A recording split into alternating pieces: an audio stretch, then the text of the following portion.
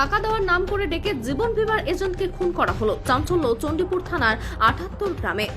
ধারের টাকা শোধ দেওয়ার নাম করে ডেকে নিজের দোকানের ভেতরে খুন করার অভিযোগ উঠল গ্রামের এক ব্যবসায়ীর বিরুদ্ধে। মৃত যুবকের নাম গৌতম জানা, বয়স আনুমানিক ৪৮ বছর, পেশায় জীবন বীমার এজেন্ট। সোমবার সন্ধ্যার মুখে গ্রামের শীতলা মন্দির সংলগ্ন এক মুদির দোকানের ভেতরে গৌতম জানার রক্তাক্ত মৃতদেহ দেখতে পান স্থানীয় বাসিন্দারা। খবর পেয়ে চণ্ডীপুর থানার পুলিশ মৃতদেহ উদ্ধার করতে এলে তৈরি হয় উত্তেজনা।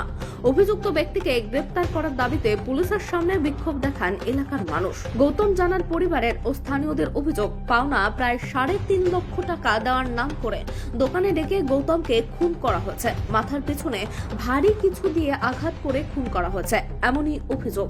এটা কেসটা হবে। কি অভিযোগ করছেন? অভিযোগটা করছি যে কেউ আশেপাশে কোনো লোক জানলো না, কি করে পুলিশ আগে জানলো?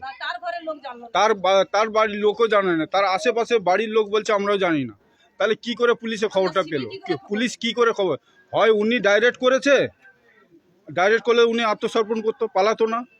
তাহলে উনি ডাইরেক্ট যায়নি, তাহলে কোনো লোক আছে ওদের যে আগে পুলিশে খবর দিয়েছে।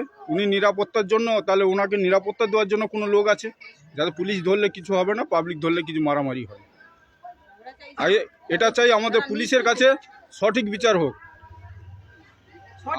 আমাদের পুলিশের উপরে কোনো ভরসা নেই, কারণ পুলিশ হচ্ছে ১ নম্বর ডাকাত হচ্ছে পুলিশ আমাদের দেশে।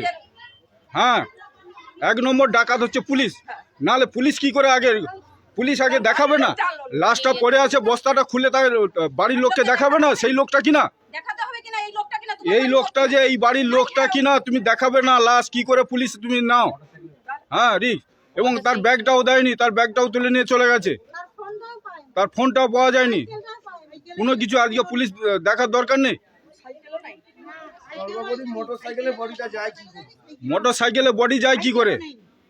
আমাদের রাজ্যে কি কোনো গাড়ি নেই? আমাদের সরকারি কোনো গাড়ি নেই লাশ নিয়ে যাবার? হ্যাঁ, পুলিশ কি বাইকে করে লাশ নিয়ে যাবে? পুলিশ কত টাকা খেয়েছে এটা বলুন। আমার নাম লালমোহন মাইতি। বাড়ি থেকে বেরোনোর সময় কি বলে গেছিল? ওই টাকা দেবে, ওই যাচ্ছে ডেকেছে রঞ্জিত, টাকা আনতো। তারপরে এই ভেবে চলে গেল, আমি আর কিছু বলিনি। তো আমি টাকার ব্যাপার, টাকা আনতে গেছি, সেও ফোন করে বলছে, আমি শুনছি।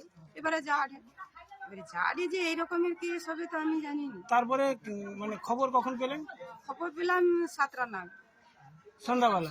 যখন আইসেন একটু কোথায় গেল। তারপর গিয়ে কি দেখলেন? 7টার দিকে সে ফোন যখন করি সুইচ অফ। তারপরে পাইনি। তারপরে এই কাকু যে বলে রে, এই কাকু আর কুদরা টুদরা সবাই বন্ধু বান্ধবরা এসে বলে জেঠিমা তোমার জেঠু ভাই বাড়ি দিচ্ছে, তো তাদেরকে কাই আইসিনি। এই তারা দেখতে যেতে এই দেখ কইতে এইরকম।